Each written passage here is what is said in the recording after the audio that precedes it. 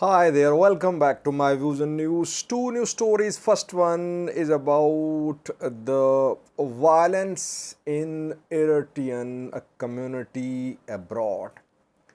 Two deaths in Israel in the last 1 week.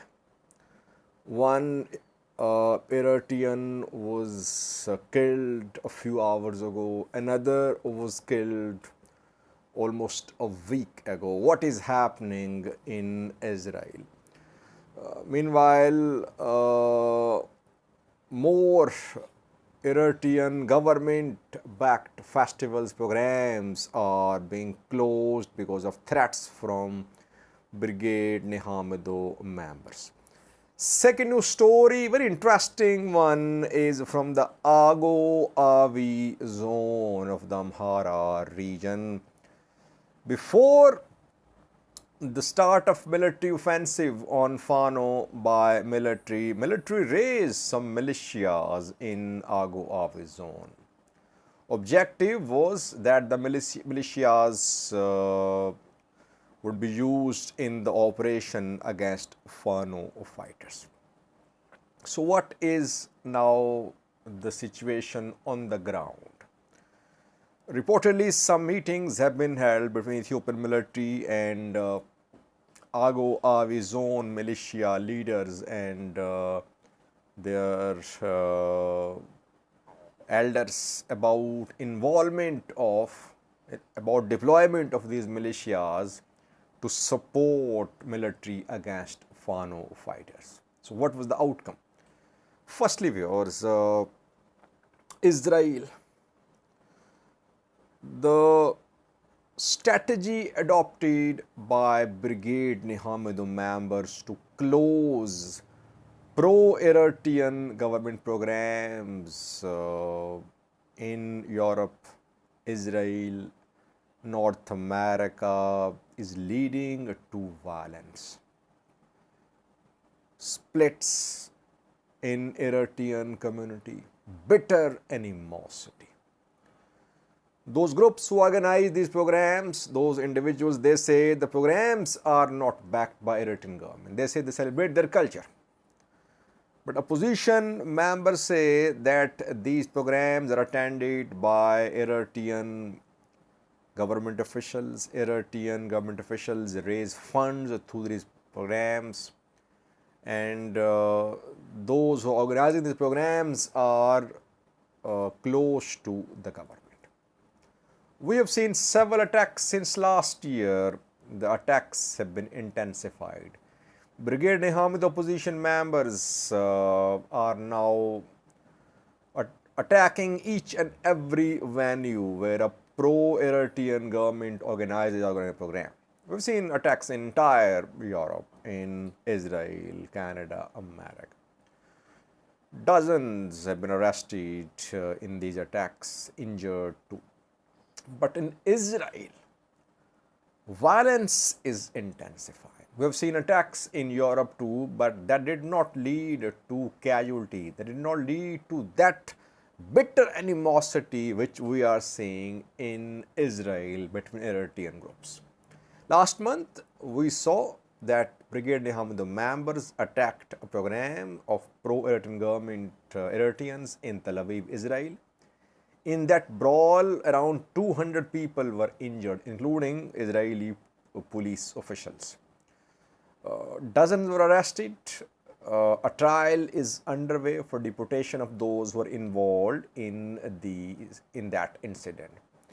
Brigade Nehamido members are carrying out protests across the world in front of Israeli embassies. They are asking Israeli government to close down Eritrean embassy in Israel, which has hired a lawyer to represent pro-Eritrean government community in Israel. Earlier this week, a man was stabbed to death in Tel Aviv. Reportedly, he is from opposition group. Then on Friday, clashes erupted between Eritreans in Tel Aviv. 2 were injured in those clashes. And then On Saturday, a few hours ago, in Netanya, Israel, again there was a brawl between Eritrean communities, pro-government and opposition groups. 8 Eritreans were injured in that fight. One died. In his 30s, he was severely injured, taken to a nearby hospital. He could not survive. Other who have been injured received moderate to high injuries.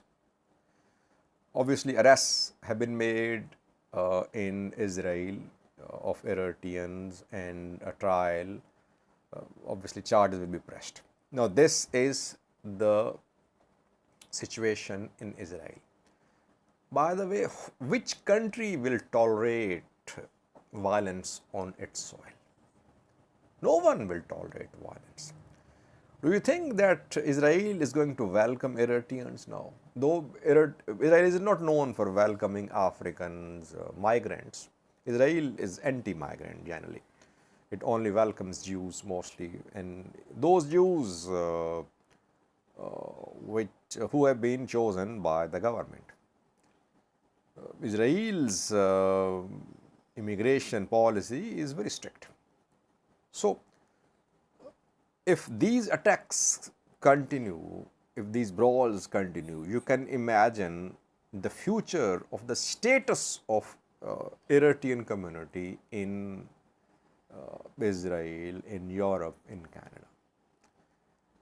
More programs of the pro-government groups are being cancelled because of threats from Brigade Hamza members. Brigade Hamza members, they say the strategy is working. Eritrean government is at a loss, definitely at a loss. Eritrean government has no say when it comes to organizing programs in Europe, Canada. So government's efforts to organize programs are being frustrated by Brigade Hamza members. But in the long run, this strategy which is leading to violence on European soil in North America, it isn't going to be beneficial for any Eritrean. And so far, Brigade Hamza members are sticking to their strategy. They have not changed their strategy. They want to stop each and every program in Europe, America, Canada, no matter what happens. Secondly, viewers, Agew zone of the Amhara region, a new story from this zone, inhabited by Agew people, Agew Kemants. Some groups in Agew, they complain that Amhara dominant ethnic group discriminated against Agews. Amharas deny that. They say Agews are part of Amhara and there is no discrimination. But Agew political parties, Kimmat fighters, they have been complaining and they have been struggling. Some Kimmat fighters are based in Sudan too. Some groups in Amhara, they accuse Agew Kimmats, that Kimmat fighters have backing of TPLF, that TPLF actually promoted this division in the Amhara region. TPLF denies obviously these allegations. But Agews are not supporting Fano fighters. We cannot say large number of Agew people are part of, Kimmats are part of Fano fighters, Fano groups. Before the start of military offensive on Fano in the Amhara region, military raised some militias in the Agew zone. Militias were raised for self-defense because Agew zone inhabitants said that Fano fighters infiltrated their territory. So militias were raised. But ENDF later maybe wanted to deploy those militias against Fano fighters. That is why some talks have been held in Agew zone between these militias, religious leaders and Agew elders and Ethiopian military. Military wants these militias to be the part of operation against Fano fighters. And we know that a few days ago, Fano fighters entered Dangala, which is in Agew zone. They abducted Dangala administrator and some of his comrades. The administrator was released. He was warned and released reportedly. Fano fighters have been warning groups in Agew, they've been warning elders in Agew that Agew should stay aside. They should not support military.